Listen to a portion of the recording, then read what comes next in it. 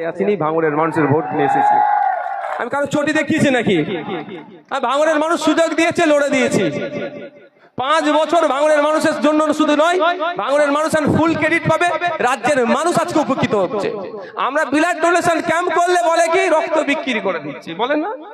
হ্যাঁ, আর আজকে দেখুন ভারত পশ্চিম বাংলার যে কোনো প্রান্তের মানুষের রক্তের প্রয়োজন হলে আগে ভাঙড়ের নেতাদের ফোন করছে। এর থেকে বড় পাওনার ভাঙড়ের মানুষ কি নেবে ভাই?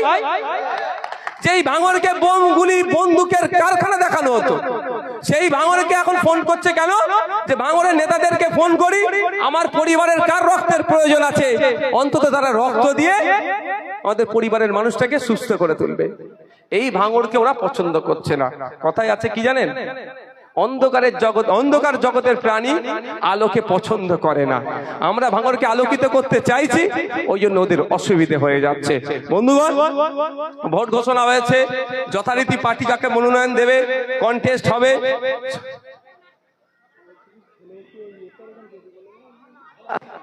আর সবাই যাবে তো নাকি?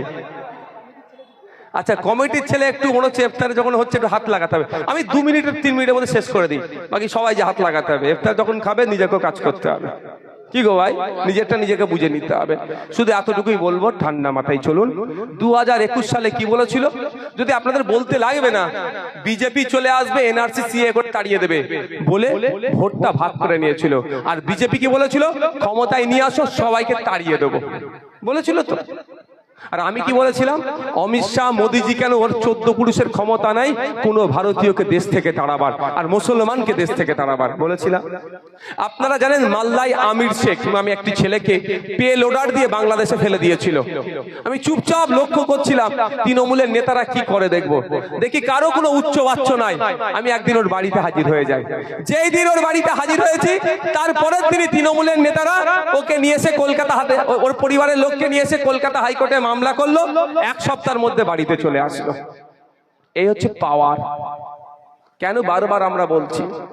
কেন বারবার বলছি? দুটো উদাহরণ দিচ্ছি। একটা হচ্ছে সুজাপুর। সুজাপুরে 1 লক্ষ, প্রায় 1.5 লক্ষের কাছাকাছি ভোটারের নাম অ্যাডজুডিকেশন, ওখানে তৃণমূলের বিধায়ক। আর ভাঙড়ে মাত্র 11,500। কারণ কি? এখানে সংযুক্ত মোর্চা তথা খামচিহ্নের বিধায়ক আছে, ভালো করে জানে, ও কিন্তু ছেড়ে কথা বলবে না।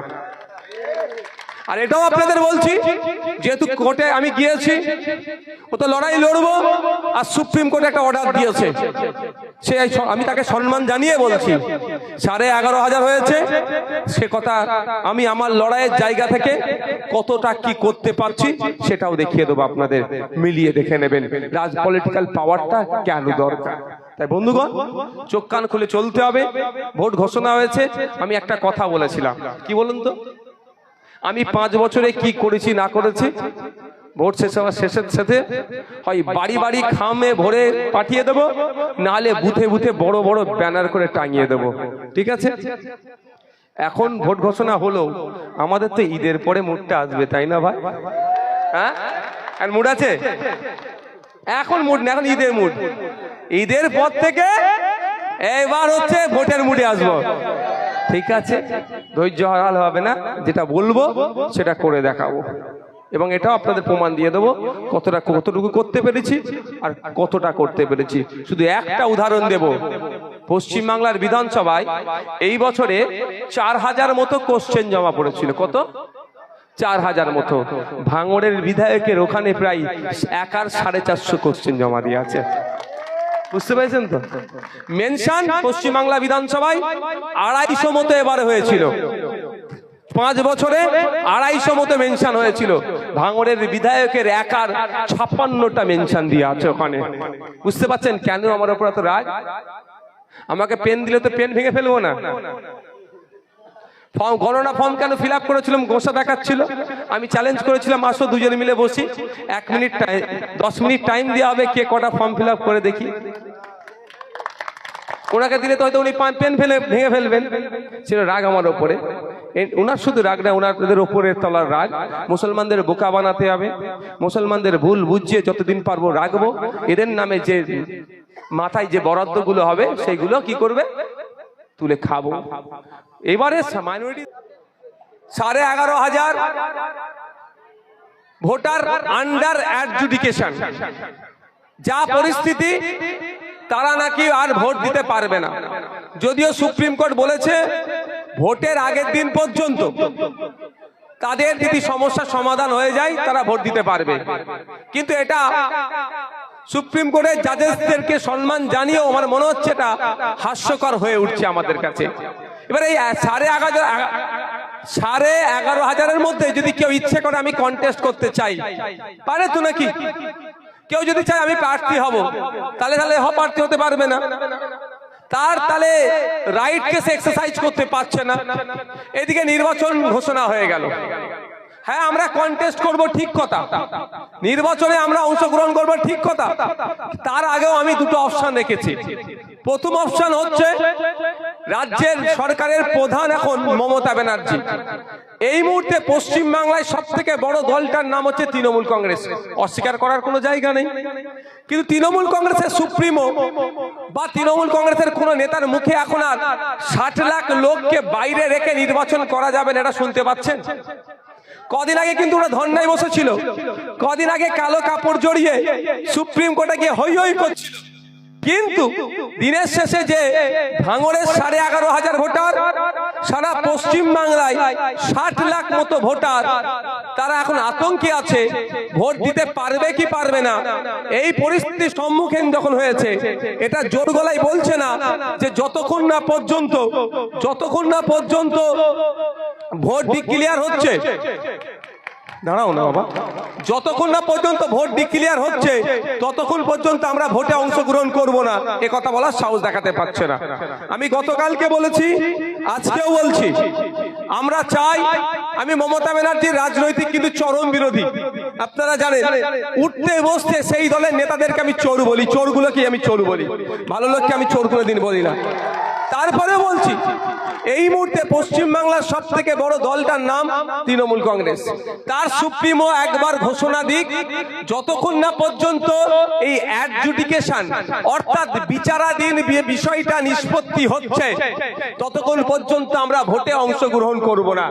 এ কথা মমতা ব্যানার্জি একবার বললে, মমতা ব্যানার্জির পাশে কেউ দাঁড়াক আর নাই দাঁড়াক, ভাঙড়ের 11,500 মানুষের স্বার্থে, রাজ্যের 60 লক্ষ মানুষের স্বার্থে নওশাদ সিদ্দিকী মমতা ব্যানার্জির পাশে দাঁড়িয়ে বলবে আমরা পশ্চিম বাংলার মানুষ ভয় করব। কিন্তু তারা এখনো বলছে না কেন? আমরা রাজনৈতিক দল ছোট, এই সবে আমাদের গাছ বীজ বপন হয়েছে। আমরা 294টা সিটে যদি ক্ষমতা ধরতে পারতাম আজকের ডেটে, তাহলে মমতা ব্যানার্জিকেও বলতে লাগতো না, আমরা বলতাম প্রথম ভোট বয়কট করছি। যারা 294টা সিটে বলে একজনের ছবিতেই হবে, একজনই প্রার্থী, সেটা মমতা ব্যানার্জি, তার মানে তাদের দলটা কত হেভি ওয়েট তাদের কথা অনুযায়ী। তাহলে আজকে মানুষের পাশে দাঁড়াবে না তো কবে দাঁড়াবে? এরা বলতে পারে ভোট দাও সমস্যা মিটে যাবে। আরে ভাই, এখন কোন সরকারের আমলে আছি আমরা?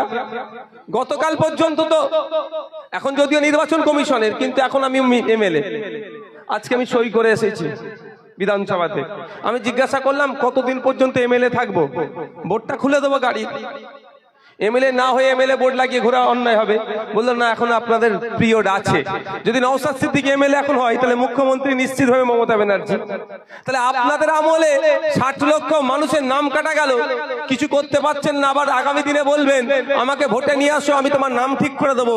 এই গ্যাজাগুড়ি তথ্য আমাদের কাছে না দেন আগামী দিনে, এটাও আমরা বলবো। এখন আপনি ক্ষমতায় আছেন, লজিক্যাল ডিসক্রিপেন্সির নামে আমাদেরকে লাইনে দাঁড় করিয়েছে, আপনি সমস্যার সমাধান করতে পারেননি। আমাদের আন্ডার অ্যাডজুডিকেশনে ঢুকিয়ে দিয়েছে, আপনি সমস্যার সমাধান করতে পারেননি। নিচে না বিধান, অত ঠেলাঠেলি হচ্ছে কেন? নেতৃত্বরা ছাড়া কেউ উপরে উঠবেন না।